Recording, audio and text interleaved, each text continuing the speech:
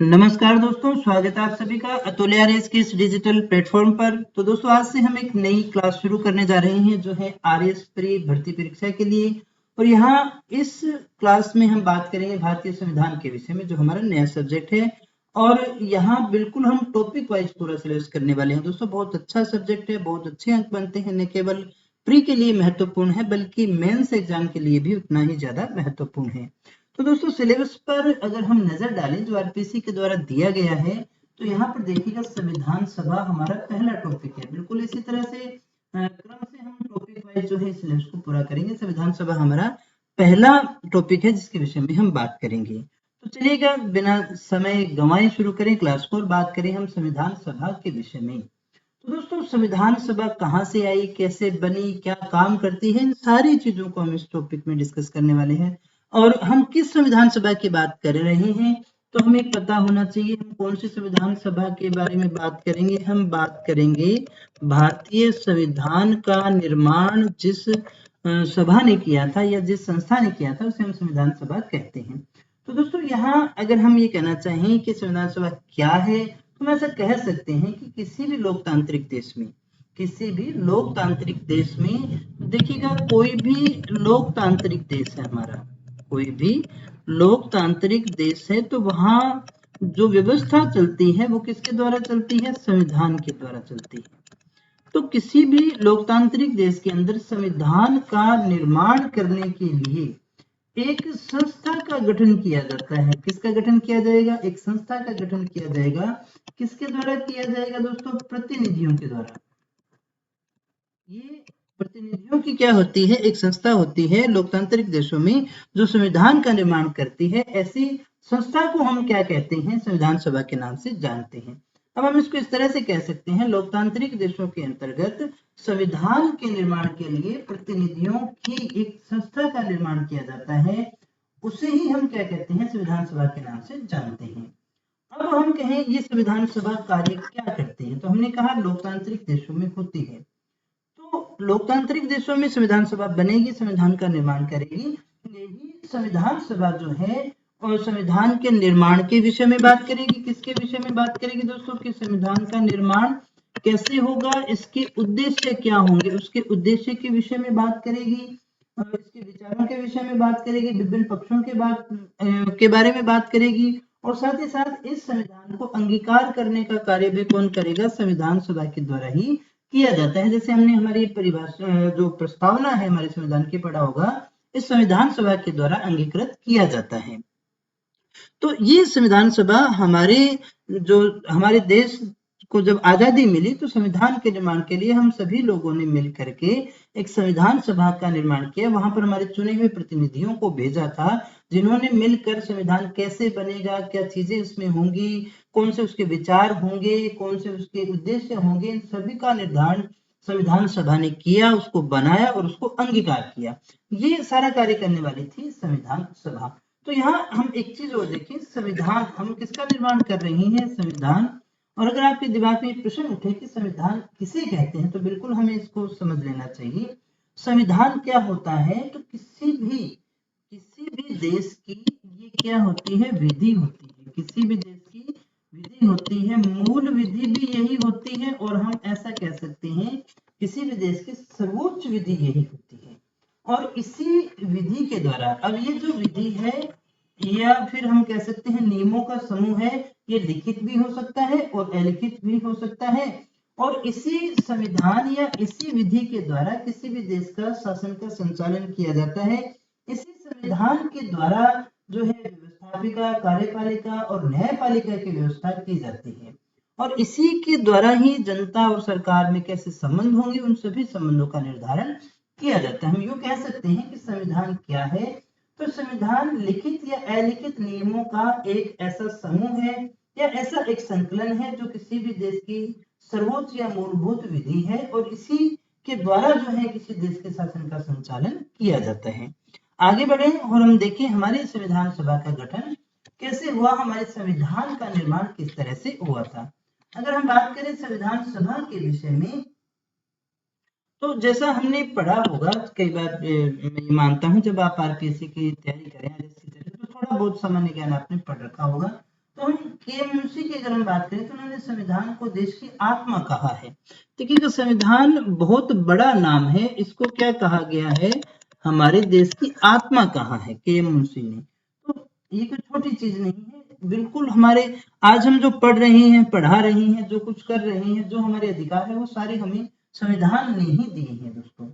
अब हम बात करें कि सबसे पहले इस संविधान सभा की मांग किसके द्वारा की गई थी, तो या फिर हम कहें संविधान की मांग किसके द्वारा की गई थी दोस्तों, तो इस संविधान की मांग जो है वो सबसे पहले की गई थी 1895 के अंदर तिलक के द्वारा। किसके द्वारा की गई थी दोस्तों, तिलक के द्वारा। तिलक ने किसमें की थी, स्वराज्य विधेयक था इनका। इस स्वराज्य विधेयक के अंतर्गत इन्होंने जो है भारत में सर्वप्रथम संविधान की मांग की थी। उसके बाद में अगर हम बात करें 1922 की, तो 1922 में महात्मा गांधी जी की अगर हम बात करें तो महात्मा गांधी ने ये कहा था कि भारत का संविधान भारतीयों की इच्छा के अनुसार होगा। क्या कहा, वापस दोहरा रहा हूं कि भारत का संविधान भारतीयों की इच्छा के अनुसार होगा, यानी ब्रिटिश सत्ता या कोई अन्य विदेशी सत्ता के द्वारा बनाया हुआ संविधान हमें बिल्कुल भी मंजूर नहीं है दोस्तों। तो इसी प्रकार से ये क्रम आगे चलता रहा। 1922 के बाद में हम बात करें 1927 की, तो 1927 के अंदर तत्कालीन जो हमारे भारत सचिव थे उस समय बर्कनहेड थे। कौन थे दोस्तों, बर्कनहेड। कौन थे, बर्कनहेड थे। इन्हीं बर्कनहेड ने भारतीयों को संविधान निर्माण करने की चुनौती दे दी। उन्होंने कहा जब आप इतना कह रहे हो कि संविधान होना चाहिए तो आप एक बार बना के तो दिखाओ। तो इस जो चैलेंज जो था, इस चैलेंज को स्वीकार कर लिया था मोतीलाल नेहरू ने और उनके साथियों ने, या हम कहें उस समय के नेताओं ने। उन्होंने 1928 के अंदर जो है एक नेहरू रिपोर्ट प्रस्तुत की थी दोस्तों, और इस नेहरू रिपोर्ट के माध्यम से ही संविधान के निर्माण का प्रयास किया गया था, लेकिन ये बिल्कुल असफल रहा था दोस्तों। तो यहाँ अभी तक देखें हमने बहुत सारी चीजें देखी। जैसे हमने कहा 1895 के अंदर सबसे पहले तिलक ने स्वराज्य विधेयक के अंतर्गत संविधान की मांग की थी। 1922 के अंदर महात्मा गांधी ने कहा कि भारतीयों का संविधान है जो भारतीयों की इच्छा के अनुसार होना चाहिए।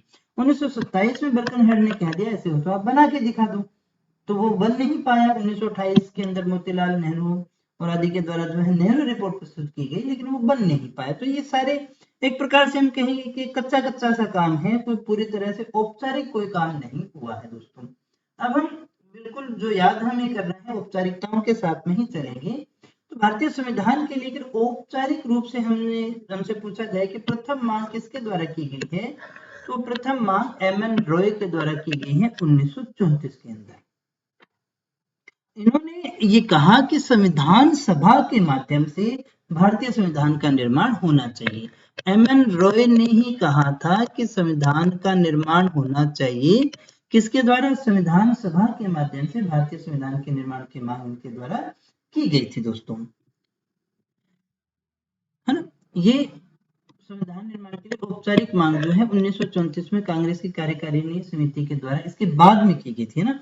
अगर आपसे कहा जाए कि प्रथम मांग जो है किसके द्वारा की गई, तो एम.एन. रॉय के द्वारा की गई थी दोस्तों, और इसी ने आगे लिया था। देखिए 1934 की ये बात है, 1934 में ही औपचारिक मांग उठती है। एक प्रकार से अभी तक जो मांग आई थी उसमें कुछ ऐसा नहीं था कैसे बनेगा। तो एम.एन. रॉय वो प्रथम औपचारिक व्यक्ति कह सकते हैं जिन्होंने औपचारिक रूप से संविधान सभा की मांग की थी दोस्तों।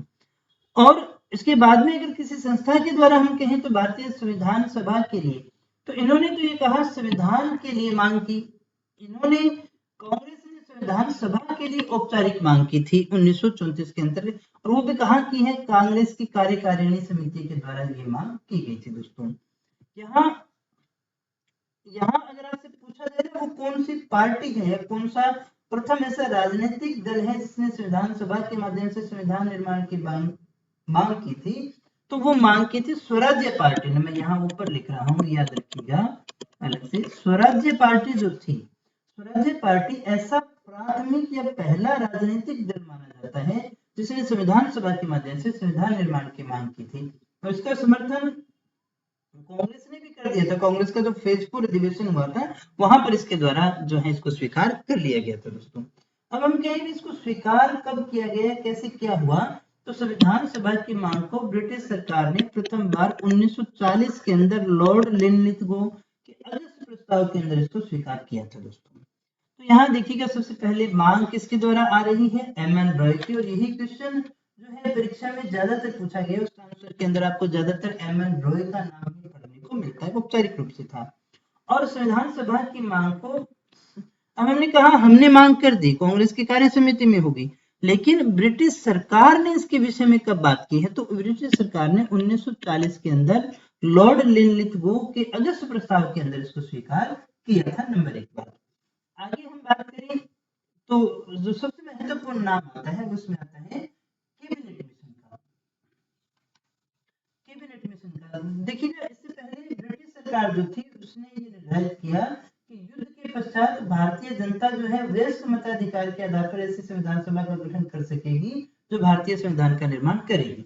क्योंकि हमारे लोगों की मांग ही क्या थी, यही थी कि भारत में जो है भारतीय संविधान का निर्माण हो, वो भारतीय संविधान सभा के द्वारा किया जाए जिसमें हमारे चुने हुए प्रतिनिधि आए, है ना। तो इस मांग को स्वीकार करते हुए ये था कि जो सेकेंड वर्ल्ड वॉर है, द्वितीय विश्व युद्ध समाप्त हो जाएगा, युद्ध के बाद में जनता जो है वयस्क मताधिकार के आधार पर एक संविधान सभा का गठन कर सकेगी। तो 1946 के अंतर्गत इसी को आधार बनाते हुए कैबिनेट मिशन योजना को लाया गया, जो संविधान सभा का गठन करने की बात करती थी। तो यहाँ कैबिनेट मिशन का बहुत महत्वपूर्ण योगदान हो जाता है, क्योंकि ये योजना थी 1946 की। तो इस कैबिनेट योजना मिशन के द्वारा ही संविधान सभा का गठन किया गया था। याद रखिएगा, ये कैबिनेट मिशन ही है जिसके द्वारा संविधान सभा का गठन किया गया है, और इसी संविधान सभा ने भारतीय संविधान का निर्माण किया था दोस्तों। इसलिए कैबिनेट मिशन बहुत ही इंपॉर्टेंट है। भारतीय संविधान सभा का गठन, ये जो हमारे संविधान सभा को पढ़ रहे हैं, इसका गठन कैबिनेट मिशन के आधार पर ही किया गया है। कैबिनेट मिशन दिल्ली का पहुंचा, तो 24 मार्च 1946 को कैबिनेट मिशन दिल्ली पहुंचता है। और इस कैबिनेट का मिशन क्या था, तो इस कैबिनेट का उद्देश्य या मिशन था, वो ये था कि भारतीयों को शांतिपूर्ण ढंग से सत्ता का हस्तांतरण कर दिया जाए और साथ ही साथ संविधान सभा का गठन किया जा सके। तो यहाँ पर अगर हम उस कैबिनेट मिशन के उद्देश्यों की बात करें, तो एक उद्देश्य तो हो गया इसका सत्ता का स्थानांतरण करना है, और वो भी कैसे, शांतिपूर्ण। और दूसरा क्या करना है, संविधान का निर्माण करवाना है, तो उसके लिए संविधान सभा का गठन भी करना है। तो दोनों बातें इसके अंतर्गत शामिल थी। और इस कैबिनेट मिशन के जो सदस्य थे वो 3 थे। एक थे पैट्रिक लॉरेंस जो इसके अध्यक्ष थे, दूसरे स्टीफन क्रिप्स थे, और तीसरे कौन थे, एबी अलेक्जेंडर थे। ये 3 व्यक्ति थे, 3 व्यक्तियों का ही ये मिशन था जिसे हम कैबिनेट मिशन के नाम से जानते हैं। और इसका उद्देश्य था भारतीयों को सत्ता का शांतिपूर्ण हस्तांतरण करना और साथ ही साथ संविधान सभा का निर्माण करना। अब हम कहें उस समय जो है कैबिनेट मिशन जो है भारतीय नेताओं से बातचीत करता है, और 16 मई 1946 को वो अपनी जो है रिपोर्ट को प्रस्तुत कर देता है दोस्तों। तो इसके बाद में जो उस समय प्रशासनिक विभाजन हुआ, वो प्रशासनिक विभाजन इस समय जो था संविधान सभा का दोस्तों देखिएगा निर्माण करना था। तो इस समय तत्कालीन भारत में, जब भारत में संविधान सभा का निर्माण होना था, तो उस समय तत्कालीन भारत के अंतर्गत 11 तो ब्रिटिश प्रांत थे, 4 चीफ कमिश्नरी प्रांत थे, और लगभग 600 देशी रियासतें थी। तो 3 प्रकार की चीजें होंगी यहाँ पर। एक तो ब्रिटिश प्रांत थे, 11 थे, एक चीफ कमिश्नरी थी, वो कितनी थी, 4 थी, और 600 इसमें क्या हुआ करती थी, रियासतें हुआ करती थी दोस्तों। अब हम बात करें ब्रिटिश प्रांत 11 कौन कौन से हैं, तो पंजाब है, संयुक्त प्रांत है, मध्य प्रांत और बरार है, बिहार है, बंगाल है, असम है, उड़ीसा है, मद्रास है, मुंबई है, पश्चिमोत्तर सीमांत प्रदेश है, और कौन सा रहेगा, सिंध। तो ये 11 जो उस समय क्या थे, ब्रिटिश प्रांत थे। इसके अलावा हम कहें चीफ कमिश्नर, तो चीफ कमिश्नरी प्रदेश जो सीधे केंद्र के पास में होते थे इनके अधिकार, तो एक तो अजमेर मेरवाड़ा आ गया, दूसरा बलूचिस्तान आ गया, तीसरा कुर्ग आ गया, और 4 नंबर आ गया दिल्ली। तो ये 2 तो अभी भी हमारे भारत में ही है। तो यहाँ पर देखिएगा अजमेर, कुर्ग, दिल्ली और बलूचिस्तान, ये 4 जो थे वो हमारे चीफ कमिश्नरी प्रांत थे। अब कैबिनेट मिशन जो था उसके अंतर्गत संविधान से संबंधित क्या क्या प्रावधान किए गए थे उनके विषय में हम बात करें, तो इसमें कहा गया था कि ब्रिटिश प्रांत, चीफ कमिश्नरी प्रांत और देशी रियासत, उन सभी को उनकी जनसंख्या के अनुपात में सीटों का आवंटन किया जाएगा। अब हमने कहा भी कैबिनेट मिशन के द्वारा ही संविधान सभा का गठन किया गया, तो इसने कहा भी जो भी उस समय जो प्रशासनिक विभाजन है वो 3 है, ब्रिटिश प्रांत है, चीफ कमिश्नरी है और देशी रियासतें हैं। उन्होंने कहा कि जो जैसा है, जिसकी जैसी जनसंख्या है, उसी के अनुपात में सीटों का आवंटन उनको कर दिया जाएगा, न कि एक रियासत के आधार पर। हर रियासत के फिक्स नहीं कर रहे, उन्होंने कहा जितनी जनसंख्या है उसी जनसंख्या के अनुपात के अंदर हमें क्या करना है, उसी जनसंख्या के अनुपात के अंदर हमें सीटों का आवंटन कर देना है, ऐसा कहा गया था कैबिनेट मिशन के अंतर्गत। अब इसके अंदर जो प्रावधान किया गया था वो यही था, 10 लाख की जनसंख्या पर एक सीट का प्रावधान किया गया। अगर हमसे पूछा जाए, और ये प्रश्न अक्सर आ भी जाता है कि कितने लोगों पर एक सीट का निर्धारण किया गया था दोस्तों, तो 10 लाख लोगों के ऊपर एक सीट का निर्धारण किया गया है।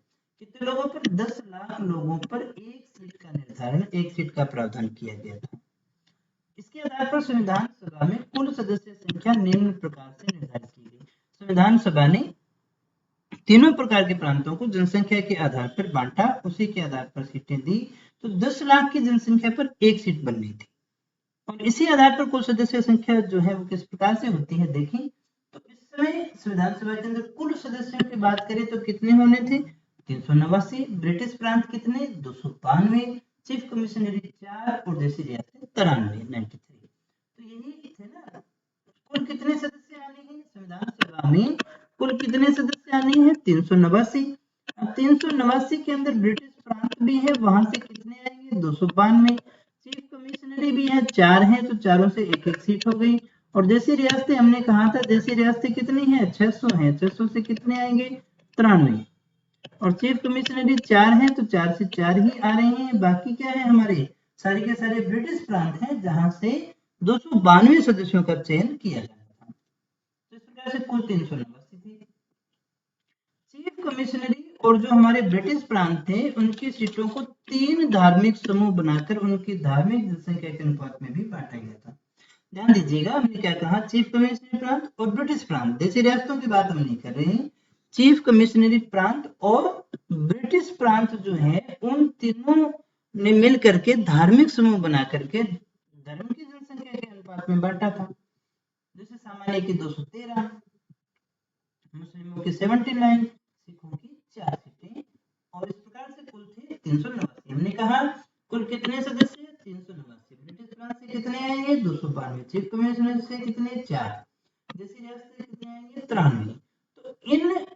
तो इन सभी को यानी ब्रिटिश प्रांत और जो हमारे चीफ कमिश्नरी है, इनको 3 धार्मिक समूह बनाए गए। एक तो जनरल हो गया, एक मुस्लिम हो गया और एक सिख हो गया। सामान्य के अंदर तो सारे आ गए, हिंदू भी आ गए, और कोई बचा हुआ था वो भी आ गया।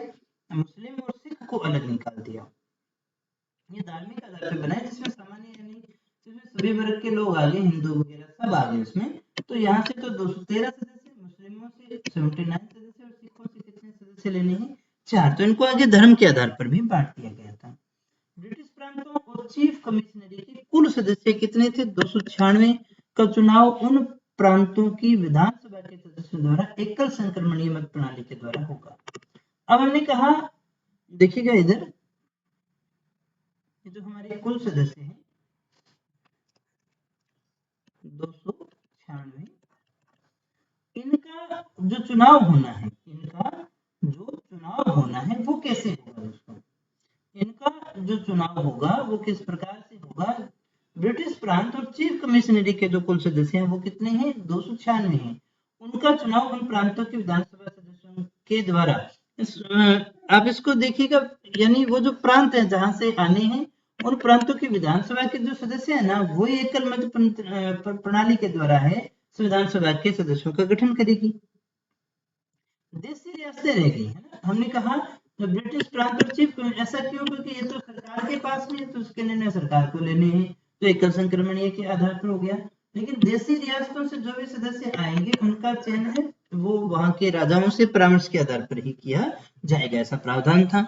जुलाई अगस्त 1946 के अंतर्गत जो है संविधान सभा के लिए चुनाव करवा लिए गए थे दोस्तों। और इस चुनाव के बाद में जो दलीय स्थिति रही उसको देखें। कांग्रेस को मिली थी 208 सीटें, यहाँ से कई बार क्वेश्चन आता है। मुस्लिम लीग को मिली 73। इसके बाद में हम देखें यूनियनिस्ट पार्टी को मिली 3 और सिख और गैर कांग्रेसी को मिली थी 1 सीट।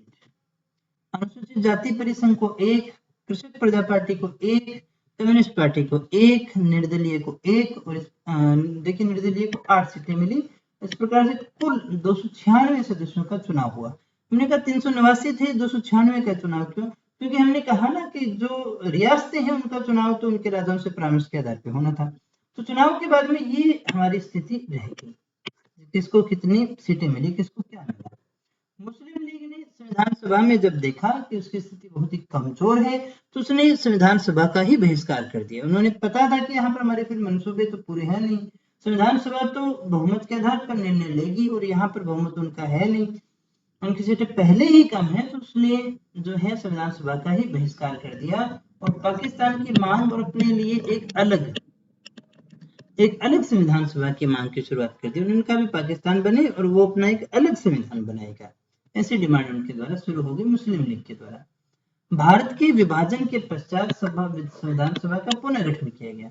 अब देखो हमने कहा मुस्लिम लीग ने बहिष्कार कर दिया, बात ये बढ़ गई तो भारत का विभाजन भी हो गया, भारत और पाकिस्तान हो गए। उसके बाद में इनके संविधान सभा का पुनर्गठन किया गया। अब देखो पुनर्गठित संविधान सभा में कुल सदस्य रह गए 226, क्योंकि बाकी तो कहाँ चले गए, पाकिस्तान में चले गए। चीफ कमिश्नरी बचे 3, देसी रियासतें बची 70 और इस प्रकार से कुल सदस्य कितने हो गए 249 होंगे 299। तो कुल कितने सदस्य हो गए यहाँ पर 299, 299 सदस्य यहाँ पर हो गए। अगर आपसे पूछा जाए कि संविधान सभा के अंदर सर्वाधिक सीटें किसको मिली, ब्रिटिश प्रांत और संयुक्त प्रांत को मिली कितनी 55, देसी रियासतों को मिली थी 16, हैदराबाद को। सबसे ज्यादा ब्रिटिश प्रांत में अगर बात करें तो संयुक्त प्रांत को मिली थी 55। संविधान सभा में हम कहें भी किसकी सीटें ज्यादा हैं तो यहाँ हमें दिखाई दे रहा है ब्रिटिश प्रांत की ज्यादा है। ब्रिटिश प्रांत के अंदर संयुक्त प्रांत की 55 सीटें हैं। देसी रियासतें हैं, देसी रियासतों की वैसे कम है, हैदराबाद की देसी रियासतों में सबसे ज्यादा हैदराबाद की है। लेकिन फिर भी हैदराबाद रियासत ने अपने प्रतिनिधि जो है संविधान सभा में नहीं भेजे, इसलिए वास्तव में संविधान सभा में शामिल होने वाली सबसे बड़ी देसी रियासत कौन सी थी, मैसूर। तो यहाँ एक बहुत ही अच्छा प्रश्न बन जाता है ये, जब आपसे पूछा जाए कि संविधान सभा में शामिल होने वाली सबसे बड़ी रियासत कौन सी थी, तो सबसे बड़ी रियासत जो थी वो हैदराबाद थी। लेकिन हैदराबाद रियासत ने अपने प्रतिनिधि जो है वो संविधान सभा में नहीं भेजे थे, इसलिए वास्तव में सबसे बड़ी देसी रियासत कौन सी थी उस समय, सबसे बड़ी देसी रियासत फिर कौन सी होगी, सबसे बड़ी देसी रियासत होगी मैसूर। और इसकी कितनी सीटें थी, तो इसकी सीटें कम थी, इसकी सीटें 7 ही थी। हम कहें यहाँ प्रश्न की बात करें तो निम्न प्रसिद्ध व्यक्ति जो है इनमें से संविधान सभा के सदस्य कौन कौन नहीं है। कई बार हमें लगता है, भ्रम हो जाता है कि ये सारे सदस्य संविधान सभा के सदस्य हैं, लेकिन नहीं है। जैसे महात्मा गांधी, मोहम्मद अली जिन्ना, तेज बहादुर सप्रू, जयप्रकाश नारायण, ये बहुत ही फेमस व्यक्तित्व है। खाली इनका नाम है तो हमें लगता है कि ये संविधान सभा के सदस्य होंगे, लेकिन ये संविधान सभा के सदस्य नहीं थे। राजस्थान से निर्वाचित सदस्य, एकमात्र सदस्य कौन था, मुकुट बिहारी भार्गवी था, जो अजमेर मेरवाड़ा से गया था। संविधान सभा में महिला सदस्यों की बात करें तो कौन कौन है, सरोजिनी नायडू, सुचिता कृपलानी, राजकुमारी अमृत कौर, विजयलक्ष्मी पंडित, दुर्गा बाई, पूर्णिमा बनर्जी, हंसा मेहता, कमला चौधरी, रेणुका राय और लीला राय। ये सारी की सारी महिलाएं संविधान सभा के सदस्य हुआ करती थी। इसके अलावा और भी हैं, जैसे मालती चौधरी है, मेरी एस किरन्नी है, एकमात्र मनोनीत है जिसका क्या हुआ था, मनोनय हुआ है। इसके अलावा अम्मू स्वामीनाथन है, बेगम एजाज रसूल है। ये सारे के सारे जो हैं वो सदस्य थे, महिला सदस्य हैं। इसके अलावा दक्ष यानी वेलांत। अब हम बात करें संविधान का निर्माण कैसे हुआ, तो सबसे पहले हम बात करें प्रथम बैठक संविधान के निर्माण के लिए। संविधान सभा का काम ही क्या था, संविधान का निर्माण करना। 9 दिसंबर 1946 को पहली बैठक होती है। इस पहली बैठक में कुल कितने सदस्यों ने भाग लिया, तो 211 सदस्यों ने भाग लिया। अध्यक्षता इसकी किसने की, सच्चिदानंद संविधान सभा में सबसे बुजुर्ग व्यक्ति कौन है? यही है।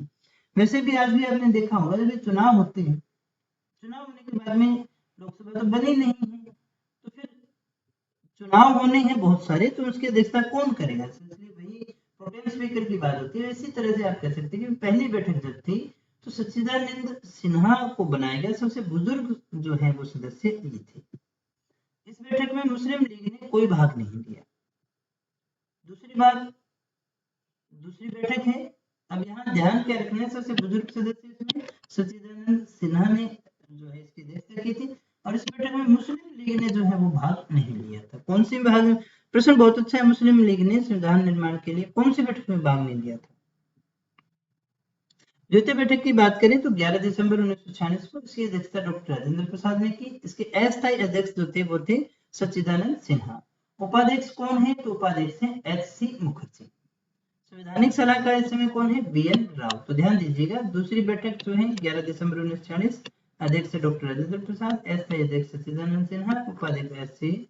मुखर्जी और संवैधानिक सलाहकार है बी.एन. राव। इसके बाद में देखिएगा 13 दिसंबर की अगर हम बात करें तो सबसे पहले क्या हुआ है? उद्देश्य प्रस्ताव आया है। 13 दिसंबर 1946 को जवाहरलाल नेहरू ने संविधान सभा के समक्ष अपना उद्देश्य प्रस्ताव रखा था। 22 जनवरी 1947 को देखो रखा था, 13 दिसंबर 1946 को, 22 जनवरी 1946 को सर्वसम्मति से क्या किया गया है? इसको पास कर दिया गया उद्देश्य प्रस्ताव। नंबर एक बात। दूसरी बात कि संविधान के निर्माण के लिए बहुत सारी समितियों का निर्माण हुआ। तो यहाँ संविधान के निर्माण के लिए कुल 23 समितियां थी। कितनी थी? 23। इसमें से 8 मुख्य समिति और 15 उप समितियां थी। दोस्तों कौन कौन सी समितियां यहाँ पढ़ सकते हैं? संघ शक्ति समिति, जिसके अध्यक्षता कौन है? ये इधर वाले सारे अध्यक्ष हैं, इधर वाली समिति। तो अध्यक्षता संघ शक्ति समिति के जवाहरलाल नेहरू कर रहे हैं। संघ संविधान समिति की अध्यक्षता जवाहरलाल नेहरू ने की। ये 4 जवाहरलाल नेहरू की ही है, जिसमें संघ शक्ति समिति है, संघ संविधान समिति, राज्य समिति और वार्ता समिति। फिर हम वल्लभ भाई पटेल की बात करें तो 3 समितियां इनकी हैं, सलाहकार समिति, अल्पसंख्यक और मूल अधिकार समिति, प्रांतीय संविधान समिति। ये सारी के सारी किसकी हैं? सरदार वल्लभ भाई पटेल की। काफी इंपॉर्टेंट चीज है, इस तरह के क्वेश्चन आजकल परीक्षा में आते हैं। फिर हम बात करें संचालन समिति की, तो यहाँ संचालन समिति के अध्यक्ष कौन है? डॉक्टर राजेंद्र प्रसाद। नियम प्रक्रिया समिति के भी डॉक्टर राजेंद्र प्रसाद। प्रारूप समिति के अध्यक्ष कौन है? डॉक्टर भीमराव अंबेडकर, जो काफी इंपॉर्टेंट नाम है। इसके बाद में हम बात कर लेते हैं थोड़ी सी प्रारूप समिति के विषय में। तो प्रारूप समिति का जो गठन हुआ है दोस्तों वो 29 अगस्त 1947 को हुआ। सबसे पहला क्वेश्चन, 29 अगस्त 1947 को 7 सदस्यों को मिलाकर के एक प्रारूप समिति का गठन किया गया, और इस समिति के अध्यक्ष कौन थे? भीमराव अंबेडकर। प्रारंभ में नहीं थे, इस समिति ने ही मिलकर के क्या किया था? भीमराव अंबेडकर को अध्यक्ष बनाया था। 1946 के अंदर वायसराय द्वारा बी.एन. राव को संवैधानिक सलाहकार नियुक्त किया गया था। तो थोड़ा सा पहले इसका बैकग्राउंड देख लेते हैं। 1946 के अंदर वायसराय के द्वारा बी.एन. राव, जिसकी हम बात करें, उन्हें संवैधानिक सलाहकार नियुक्त किया गया है, और इन्होंने बी.एन. राव ने ही क्या किया था? संविधान का एक प्रारूप तैयार किया। ध्यान दीजिएगा, 1946 के अंदर वायसराय के द्वारा बी.एन. राव को संवैधानिक सलाहकार नियुक्त किया गया, और इन्होंने ही क्या किया है? संविधान का प्रारूप तैयार किया है। इस बनाए हुए प्रारूप के ऊपर जो बी.एन. राव ने बनाया है उस पर विचार करने के लिए एक सत्यनारायण सिन्हा की सिफारिशों के आधार पर एक 7 सदस्यीय प्रारूप समिति का गठन किया गया है 29 अगस्त 1947 को। तो हमने क्या सीखा, क्या जाना? तो जो है वायसराय के द्वारा बी.एन. राव को संवैधानिक सलाहकार बनाया, जिन्होंने इसका प्रारूप तैयार किया था, और उस प्रारूप पे विचार करने के लिए सत्यनारायण सिन्हा की सिफारिशों के आधार पर एक प्रारूप समिति का गठन किया गया है 29 अगस्त 1947 को। तो प्रारूप तो यहाँ किसने तैयार किया है? बी.एन. राव ने तैयार किया। इस चीज को आपको अच्छे से याद रखना है। अगर हम बात करें प्रारूप समिति का पूरा नाम क्या था, तो प्रारूप समिति का पूरा नाम था प्रारूप संविधान की समीक्षा समिति। इसकी अनुशंसा बिजनेस कमेटी जो थी उसके द्वारा की गई थी। दोस्तों यहाँ जो भी हमने कहा, ध्यान देने वाली बात यह कि भीमराव अंबेडकर को संविधान सभा के द्वारा प्रारूप समिति का अध्यक्ष नहीं बनाया गया था। और प्रारूप समिति कौन थी? प्रारूप समिति बी.एन. राव ने, वायसराय ने बी.एन. राव को जो है संविधान पर विचार विमर्श करने के लिए, देखिएगा इधर यहाँ पर हमने कहा 1946 में वायसराय ने संवैधानिक सलाहकार नियुक्त किया है बी एन राव को। और इसी बी एन राव ने क्या किया, संविधान का प्रारूप तैयार किया। उस प्रारूप पर विचार विमर्श करने के लिए एक 7 सदस्यीय कमेटी का निर्माण किया गया, जो संविधान सभा के अंदर प्रारूप समिति के नाम से जानी जाती है, जिसकी अध्यक्षता भीम राव अम्बेडकर ने की थी। लेकिन इस समिति का अध्यक्ष संविधान सभा के द्वारा अम्बेडकर को नहीं बनाया गया था, बल्कि 30 अगस्त 1947 को प्रारूप समिति की जो पहली बैठक होती है, उसमें सभी सदस्य मिलकर के अम्बेडकर को जो है सर्वसम्मति से सभापति निर्वाचित करते हैं। समिति के अन्य सदस्यों की बात करें, इसमें कौन कौन सदस्य रहे, तो इसमें थे डॉक्टर भीमराव अंबेडकर। इसके अलावा देखिएगा और कौन है, गोपाला स्वामी अयंगर। इसके अलावा देखिएगा अल्लादी कृष्ण स्वामी अय्यर, मोहम्मद सादुल्ला जो मुस्लिम लीग के प्रतिनिधि हुआ करते थे, वो भी इसके सदस्य थे। और के मुंशी एकमात्र कांग्रेसी सदस्य। यहाँ पर बहुत अच्छे प्रश्न बनते हैं जब आपसे पूछा जाए कि एकमात्र कांग्रेसी सदस्य जो प्रारूप समिति के सदस्य थे, एन माधव बाद में आए हैं, बी एन मित्तल थे पहले, लेकिन उनका स्वास्थ्य खराब हो गया और उन्होंने इस्तीफा दे दिया। उसके बाद में नए सदस्य के रूप में एन माधव का जो है यहाँ पर जो इसमें शामिल किया गया था। डीपी खेतान, इनकी मृत्यु होने पर जो है टीटी कृष्णाचार्य को लिया गया था दोस्तों। इसके बाद में देखिएगा, अगर आपसे पूछा जाए कि संविधान सभा का पहला प्रारूप या मसौदा किसने तैयार किया था, तो बी एन राव ने किया था। थोड़ा सा कंफ्यूजन हो जाता है, इसीलिए मैंने इसके विषय में पूरी बात की। बी एन राव व्यक्ति थे जिन्होंने प्रथम मसौदा या प्रारूप तैयार किया, उसके ऊपर विचार करने के लिए भीमराव अम्बेडकर की समिति को बनाया गया था दोस्तों। आगे बढ़े, और इस प्रारूप का जो विस्तृत रूप से विश्लेषण करने के बाद इसी प्रारूप समिति ने 21 फरवरी 1948 को भारत के राजपत्र में इस जो प्रारूप को है प्रकाशित करवा दिया, और इस पर जनता से खुले रूप में सुझाव आमंत्रित किए गए थे। तो दोस्तों क्या हुआ, प्रारूप तैयार किया बी एन राव ने, प्रारूप समिति का गठन हुआ, भीमराव अम्बेडकर अध्यक्ष बने, डॉक्टर भीमराव साहब ने जो है इस प्रारूप का अध्ययन किया, 7 सदस्यीय कमेटी ने अध्ययन किया, और फिर इसके बाद में 1948 के अंदर 21 फरवरी को इसके भारत के राजपत्र में प्रकाशित करवा दिया। लोगों से भी थोड़ा सा खुले सुझाव हम ले लेते हैं दोस्तों। और इस प्रकार से जो सुझाव मिले, उन्हीं में थोड़ा बहुत आवश्यक संशोधन करते हुए पुनः जो है एक बार फिर से प्रकाशित करवाया था अक्टूबर 1948 में, और फिर उसके बाद में जो है संविधान सभा के अंदर विचार के लिए इसको रखा गया था दोस्तों। अब जो प्रारूप रखा गया, इसके ऊपर 3 वाचन हुए। पहला वाचन हुआ 4 नवंबर 1948 से 9 नवंबर 1948 तक। दूसरा जो हुआ 15 नवंबर 1948 से 17 अक्टूबर 1949 तक। तीसरा जो हुआ 14 नवंबर 1949 से 26 नवंबर 1949 तक हुआ था। 26 नवंबर 1949 को भारतीय संविधान बन करके क्या हो गया, 3 वाचन के बाद में पूरा हो गया। 3 वाचन हुए थे, प्रथम जो है 4 नवंबर को, दूसरा 15 नवंबर को, और जो तीसरा वाचन हुआ है वो 14 नवंबर 1949 से, या ध्यान दीजिएगा ये 1949 है ना, कहीं इसके बाद में आप समझो 15 के बाद में 14 कैसे आ गया, तो ये 1949 है। कई बार पढ़ने में हमारे जल्दीबाजी में गलतियां इस तरह की होती हैं। 26 नवंबर 1949 को भारतीय संविधान बनकर तैयार हो गया। संविधान सभा की अगर हम पूछे कि कुल कितनी बैठकें हुई, तो 166 बैठकें हुई थी। संविधान सभा की अंतिम बैठक हुई है 24 जनवरी 1950 को, 26 को तो लागू हो गया है।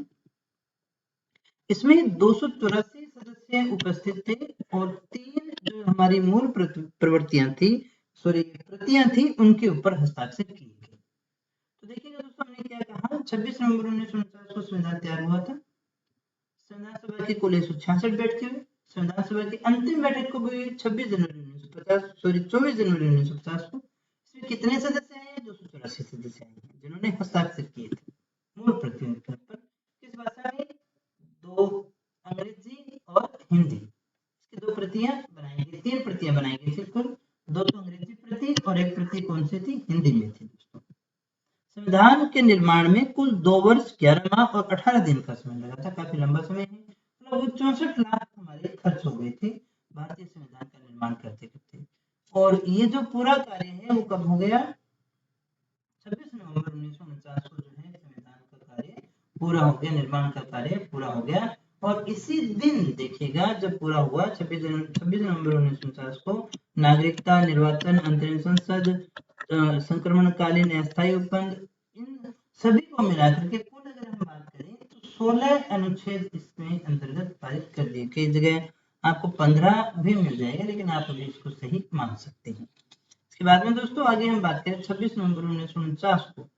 26 नवंबर 1949 को जो है लागू अनुच्छेद जो थे 5 नंबर, 6 नंबर, 7, अनुच्छेद 8, 9, 60, 324, 66, 367, 80, 88, 91, 93 और 94, ये सारे अनुच्छेद जो है इस समय लागू हो गए हैं दोस्तों।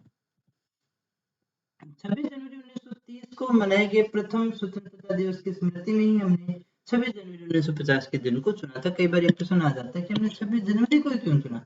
पहले तो हम आजादी भी 26 जनवरी को ही लेना चाहते, लेकिन परिस्थिति इस तरह की नहीं थी कि हमें पहले लेनी पड़ी। 24 जनवरी 1950 को जो अंतिम बैठक थी, उसी के अंतर्गत हमने राष्ट्रगान को स्वीकार कर लिया और राष्ट्रीय गीत को भी स्वीकार कर लिया था। और इसी दिन देखिए डॉक्टर राजेंद्र प्रसाद साहब को हमने अंतिम राष्ट्रपति के रूप में चुन लिया था। कब? 24 जनवरी, जो लास्ट बैठक है उसी में साइन भी हो गई और उसी के अंदर राष्ट्रगान भी हमने बजा लिया, उसके अंदर राष्ट्रीय गीत भी बजा लिया और राजेंद्र प्रसाद जो है राष्ट्रपति के रूप में, अंतरिम राष्ट्रपति के रूप में किसको चुना गया है? डॉक्टर राजेंद्र प्रसाद को। 22 जुलाई 1947 को राष्ट्रध्वज को भी तिरंगे के रूप में स्वीकार कर लिया गया। संविधान सभा ने भारत की स्वतंत्रता से लेकर प्रथम संसद के चुनाव 1952 तक अंतरिम संसद के रूप में कार्य किया था। यही ध्यान देने की बात है, ये जो संविधान सभा है उसके दो कार्य हुआ करते थे। तो ये एक संसद की तरह भी कार्य करती थी और संविधान निर्माण का कार्य भी करती थी। तो संविधान सभा जब भारत स्वतंत्र होता है तब से लेकर के पहले संसद का चुनाव हुआ था 1952 में, तब तक ये अंतरिम संसद के रूप में कार्य करती रहती है। संविधान में प्रथम संशोधन भी कब होगा? 1951 में अंतरिम संसद के द्वारा ही किया गया था दोस्तों। मूल संविधान में 395 अनुच्छेद थे, 8 अनुसूचियां थी, 22 भाग थे। आपकी बात करें अनुच्छेद 395 ही है, बाकी जो आप पढ़ते हैं वो सब क्लोज है उसके, तो उनको नहीं गिना जाएगा। अनुच्छेद 395 भाग 22 है और अनुसूचियां कितनी है? 12 अनुसूचियां हैं दोस्तों। संविधान सभा में कुल अनुसूचित जाति के सदस्य या प्रतिनिधि देखें तो 26 थे, महिलाएं देखें तो कितनी थी? 15 थी। इस प्रकार के प्रश्न आते हैं। राजस्थान के प्रतिनिधियों की बात करें तो टीटी कृष्णमाचारी जो थे वो जयपुर से थे, हीरालाल शास्त्री जयपुर से आए, रामचंद्र उपाध्याय जो है अलवर रियासत से आए। इसके अलावा देखिएगा जो श्री दलेल सिंह है कोटा रियासत से आए, मुकुट बिहारी भार्गव अजमेर मेरवाड़ा से आए, जयनारायण व्यास जोधपुर से आए और बलवंत सिंह मेहता उदयपुर रियासत से आए थे दोस्तों। माणिक्यलाल वर्मा उदयपुर से आए थे। श्री राज बहादुर भरतपुर रियासत से, जसवंत सिंह बीकानेर से, सरदार सिंह केजरी से, गोकुलाल रसावा भीलवाड़ा से, ये सारे जो हैं वो आते हैं यहाँ पर संविधान सभा में राजस्थान के प्रतिनिधि के रूप में। संविधान सभा की दो भूमिकाएं थी, विधायिका के रूप में, संविधान के निर्माण के रूप में। अभी हमने कहा ना संविधान सभा का गठन क्यों हुआ था? संविधान बनाने के लिए, तो वो काम करती थी, दूसरा भी कोई सरकार थी नहीं, इसलिए विधायिका के रूप में भी यही काम किया करती थी। भारतीय स्वतंत्रता अधिनियम 1947 उसके द्वारा संविधान सभा को विधायिका का दर्जा भी दिया गया था। ये हमें याद होना चाहिए कि यही विधायिका का भी काम कर रही है और संविधान सभा का भी काम कर रही है, इसीलिए कर रही थी।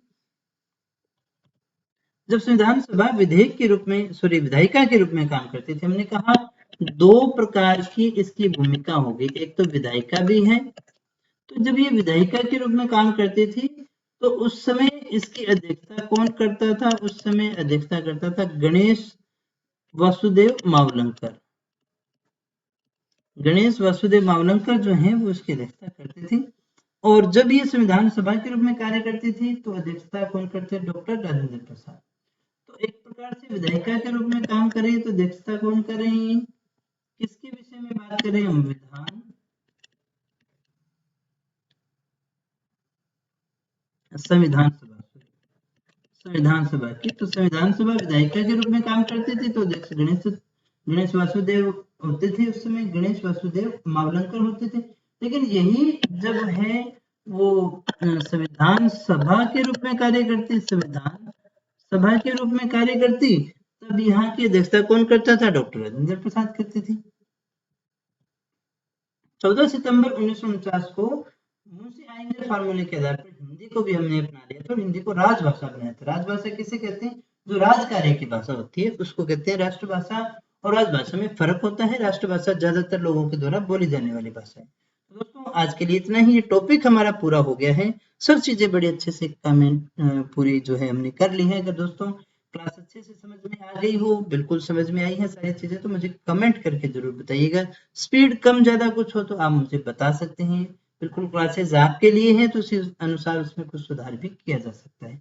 तो दोस्तों आज के लिए इतना ही, मिलते हैं नेक्स्ट क्लास में एक नए टॉपिक के साथ और बहुत सारी जानकारी के साथ। तब तक इस तरह से हमारे साथ यूं ही बने रहिएगा। बहुत बहुत धन्यवाद।